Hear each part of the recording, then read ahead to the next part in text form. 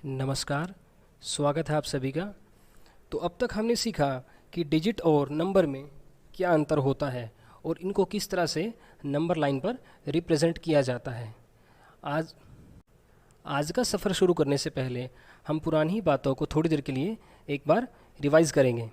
तो सबसे पहले हमने कल सीखा कि 0 से लेकर 9 तक जो है इन्हें डिजिट कहते हैं और इन्हें संख्या भी कहते हैं, और इन्हीं की सहायता से जो है हम नंबरों का निर्माण करते हैं।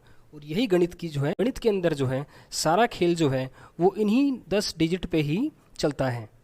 उसके बाद हमने बात की थी नंबर लाइन के बारे में कि नंबर लाइन क्या होती है।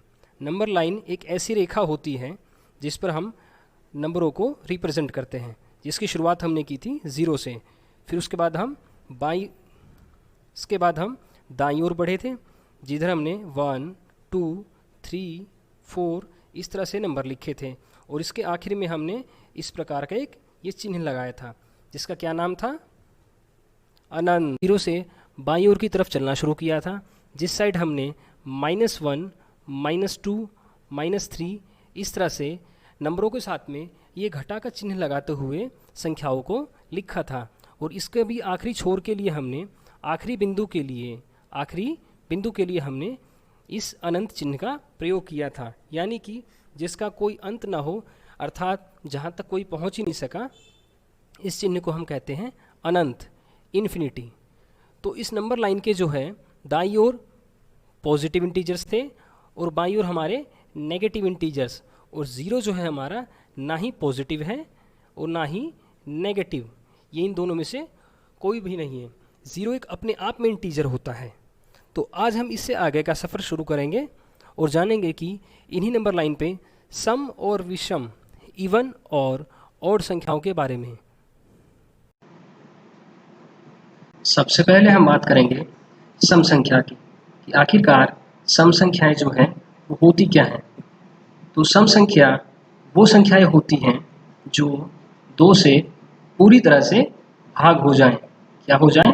2 से पूरी तरह से भाग हो जाएं, वो संख्याएं जो हैं सम संख्या कहलाती है। इंग्लिश में यदि हम बात करें तो हम कहेंगे the number which is completely divisible by 2 completely divisible by 2 is called even number। यानी कि जो संख्याएं आपकी 2 से पूरी तरह से भाग हो जाएं, उन संख्याओं को हम सम संख्या कहते हैं।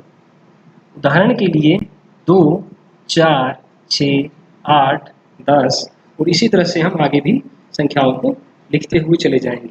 तो इन सब में से ये सारी संख्याएं जो हैं 2 से पूरी तरह से भाग हो जाती है, और 2 से पूरी तरह से भाग हो जाने की वजह से इन संख्याओं को हम सम संख्या कहते हैं। अब आप कहेंगे कि जी ये यहाँ नीचे क्या लिखा है। तो बच्चों, ये लिखा है 2 के साथ में जो ये आप निशान देख रहे हैं, ये है गुणा का निशान, और यहाँ पर ये खाली स्थान है। तो यहाँ पर आप कोई भी संख्या लिखेंगे, यहाँ पर जो है आप कोई भी संख्या लिख दें, 1 2 3 4 5 6 10 100 1000 10,000 लाख, कितना ही कुछ लिख दें आप, कोई भी संख्या यहाँ पर यदि आप लिखेंगे तो 2 से गुणा होने के बाद वो संख्या जो है एक इवन नंबर बन जाएगी, यानी कि एक सम संख्या हो जाएगी। तो यदि आपको किसी संख्या को सम संख्या बनाना होता है तो आप उसको सीधे सीधे 2 से गुणा कर सकते हैं, जिससे क्या होगा कि वो संख्या जो है सम संख्या हो जाती है। और यदि आपको ये चेक करना हो कि ये सम संख्या है या नहीं, तो आप उसे 2 से भाग करके देखेंगे। क्या करके देखेंगे? 2 से भाग।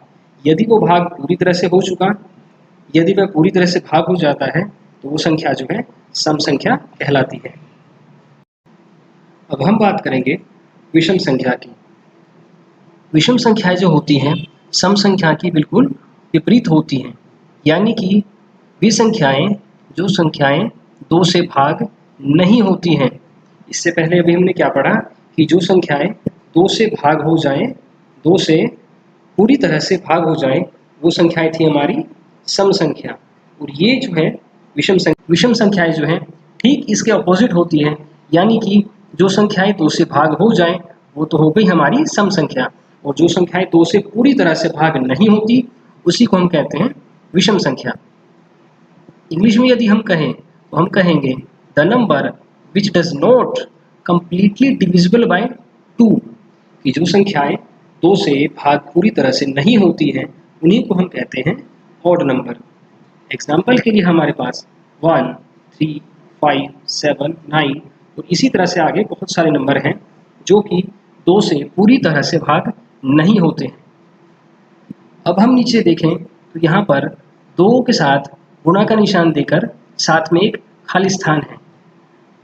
यहाँ पर यदि हम कोई संख्या लिख दें तो 2 से गुणा होने के बाद वो संख्या जो है हमारी क्या हो जाएगी, एक इवन नंबर, एक सम संख्या हो जाती है। और उसी सम संख्या के अंदर हम एक जोड़ दें या फिर उसमें से एक घटा दें, एक को जोड़ दें या फिर उसमें से एक को घटा दें, तो हमारे पास जो संख्या होगी वही संख्या कहलाएगी हमारी विषम संख्या। यानी कि सम संख्या में यदि हम एक जोड़ दें या फिर एक घटा दें, उसके बाद जो हमें संख्या मिलती है वो संख्या होती है हमारी विषम संख्या। एक उदाहरण की सहायता से समझते हैं। उदाहरण की बात की जाए तो 2 के साथ हम यदि 3 को गुणा करें तो हमें मिलेगा, तो हमें प्राप्त होता है 6। अब इस 6 को जो है हम कहेंगे सम संख्या। अब इसमें से यदि हम एक को जोड़ दें तो जोड़ने के बाद हमें मिला 7, जो कि हमारी हो गई एक विषम संख्या। इसी प्रकार से यदि हम इस 6 में से एक को घटा दें, एक को माइनस करने के बाद हमें मिलेगा 5, यह भी एक हुई हमारी विषम संख्या। यानी कि हम कह सकते हैं कि किसी भी सम संख्या के अंदर हम यदि एक को प्लस कर दें या फिर एक को माइनस कर दें तो हमारे पास जो संख्या होती है वो होती है विषम संख्या। और जो विषम संख्या होती है वो 2 से पूरी तरह से भाग नहीं होती है।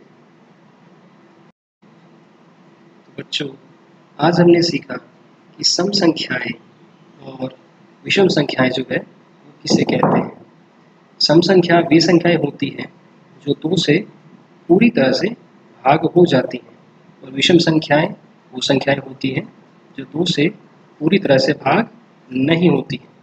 नंबर लाइन पर ये जो आप नंबर देख रहे हैं 1, 3 या फिर -1 और ये -3, ये सभी क्या हैं?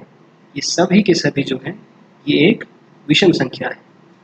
और इसके ठीक नीचे ये जो आपको निशान दिख रहा है ये है सम संख्या की ओर, -2, 2 और ये 0।